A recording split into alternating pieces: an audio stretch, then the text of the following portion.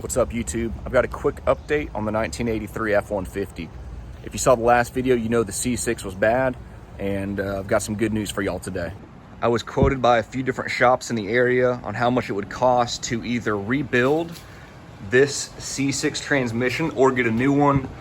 Rebuilding was about $1,500. A new one is closer to $3,000. And then I said, well, I've got some time on my hands. Why don't I just look at Facebook Marketplace and see about doing this myself? And that's precisely what I did. I found a nice C6 transmission on Marketplace with a transfer case as well. I was scrolling through Facebook Marketplace when I found a C6 transmission with a transfer case as well for a small block that came out of an 86 Bronco. This was pretty much everything that I needed, and some stuff that I didn't. As far as I knew, my transfer case was working just fine, and this was a very good deal. This was precisely what I was looking for.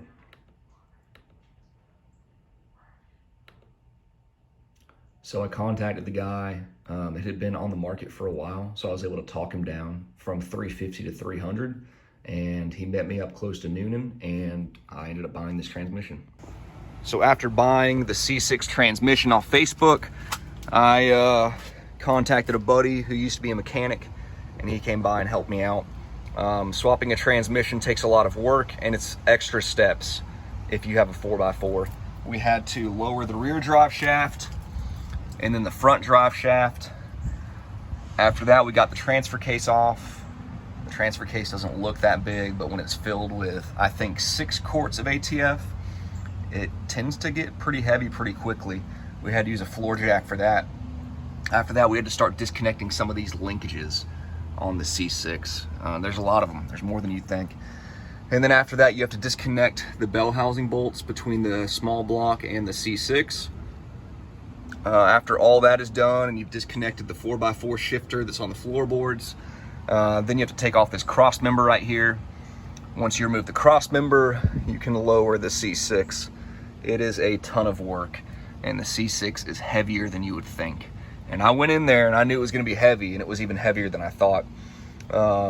Once I removed the C6, I went about putting the new one in place. I went ahead and swapped out the fluid. The one that I bought from the guy in Noonan didn't have any fluid in it, and new fluid, new filter, new gasket, and then put it up in there, put it back up in the truck, bolted it to the 302, and then did just the reverse process of what we had already done. It was a ton of work. It really was. Couldn't have done it without my friend coming by. We did a good job of staining the driveway with ATF. This is after me scrubbing it and putting some, believe it or not, WD-40. WD-40 is really good about getting ATF stains up. But it was a lot of work. It's probably impossible to do it by yourself without a lift and without a transmission hoist. You can buy, they look kind of like a floor jack, and they're more square on top.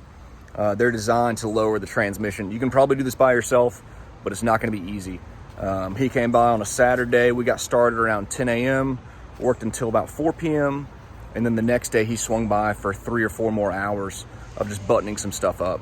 So all said and done, I was able to swap out the C6 for $300 for the transmission itself, and probably an extra $100 of fluid, filter, gasket, and seal. And then the real test was just topping off the 13 quarts of ATF, because the torque converter was completely bone dry, and getting it on the road and going from first to second and second to third, and hoping that it works, and hoping you can trust this guy who was on Facebook. But everything worked out. The guy on Facebook was a stand-up guy, and he sold me a good transfer case and a good transmission. Again, the bearing is out on that transfer case, but it's not a huge deal, and it's something that that I will replace in the future, just so I can have a backup transfer case. If I didn't mention it earlier, here's the old C6 transmission that I took off, and here is the new transfer case that I got off of Facebook Marketplace. and this front bearing and seal are bad. Makes a lot of noise when it's spinning, and it leaks a little bit of ATF as well.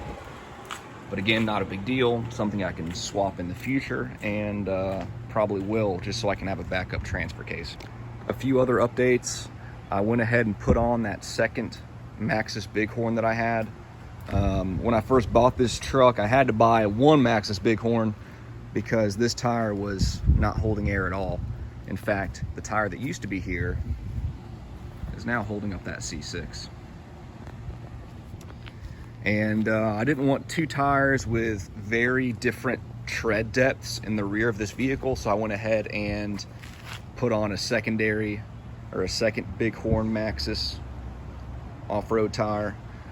I also, the tailgate had never worked since I bought it.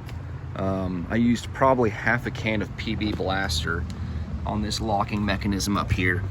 It was just totally rusted and none of this metal was able to move against itself. It's still not perfect, but it works. So the tailgate will drop down. I went ahead and bought these off of they came off a 2002 Ford Ranger in a junkyard here in Columbus. And yeah, this is quickly becoming like a usable, reliable work vehicle now that the tailgate's working. And yeah, it's pretty slick. I also discovered that you can remove that late 80s shroud that used to sit right here. It's now in the garage. That guy right there. And personally, I think the 70s style tailgate looks better. Let me know what you think in the comments. I also need to swap out this rear bumper. When it was being loaded onto the trailer from the guy that I bought it, he used a forklift and it dented the trailer a little bit. I wasn't too upset because without that forklift, I never could have gotten this vehicle onto the trailer because it was totally dead. There have been a few things that I've done up front as well. The steering stabilizer is new. The old one wasn't working very well. There was still a lot of vibration in the steering wheel. So I went ahead and bought a new one. It also looks good. This light right here came off of an 86 F-150 in a junkyard. That light was cracked. If you watched some of the previous videos, you'll notice that. And that's about it. There was some messy wiring under the hood. I recently went and taped it up. Still, those starter cables are distributor cables. I think they're all the same length, and I think they're all too long. Something to replace in the future. If you watched my last video, you also know that this 302 has bad compression in cylinder 6, and that's something else that I found an answer for from a buddy here in Columbus. So, a friend of mine had a 351 Windsor sitting in his garage. He's more of an international car guy. He wasn't really doing anything with it, so I bought it from him for $200. And now it's sitting here in the garage as I'm slowly taking it apart. He said the cylinders probably need to be bored and it needs new pistons that are slightly larger because the old one was burning oil pretty bad. But this is a 351 Windsor. This will bolt up to a C6. This came off of a 79 Cougar. Yeah, so I'm in the process of taking it apart. I will have it sent to a machine shop and hopefully have this thing rebuilt and good to go.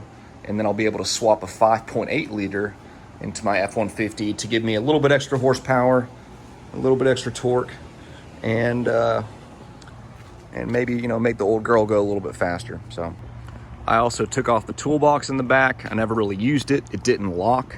It made me nervous having it back there and having parts in it.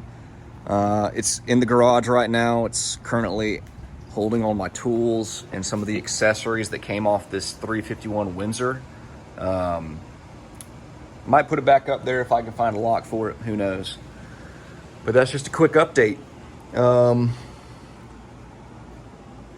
On the last video, I was looking at, you know, some of the quotes that I got. It was going to be close to $6,000 to have someone else fix the transmission and fix the engine for me.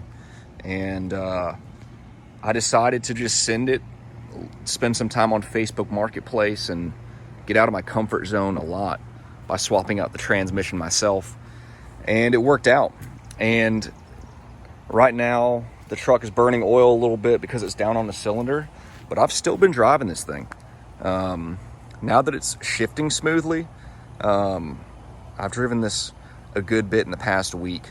And now that I have a backup engine ready to go, or it will be ready to go in a few months probably, I'm not as nervous about what I'm going to do to this 302.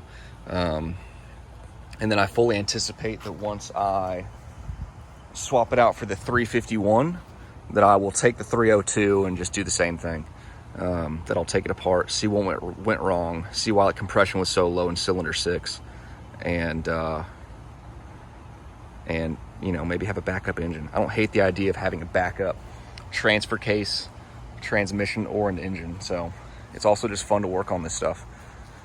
So yeah, so I'm really learning that just because you go to a mechanic and he quotes you $6,000, it's not the end of the world. I really thought that this thing was gonna be sitting back here for months while I saved up the money. And then you know, a friend of mine who was a mechanic, he was just like, why don't you just swap out the C6 yourself? Like, you can do that. It's possible. It's very intimidating working on vehicles. This not being my daily driver helps a lot. It really does. I'm not as afraid to make mistakes on it, not as afraid to work on it and break it. And it's been really fun to work on and learn. My daily driver is back there. I might be a Ford guy. I used to have a Silverado, but I think I'm slowly becoming a Ford guy. So thanks for watching, and like and subscribe. And hopefully I post a video of the 351 soon. I'm also planning on testing out the 4-wheel drive. I know the 4-wheel drive works because I have tested it in one of the parking lots here, but I want to go out and test it driving through some mud and some dirt. So I'll fully anticipate a video in the next couple days of me taking this thing wheeling, probably out on Fort Benning.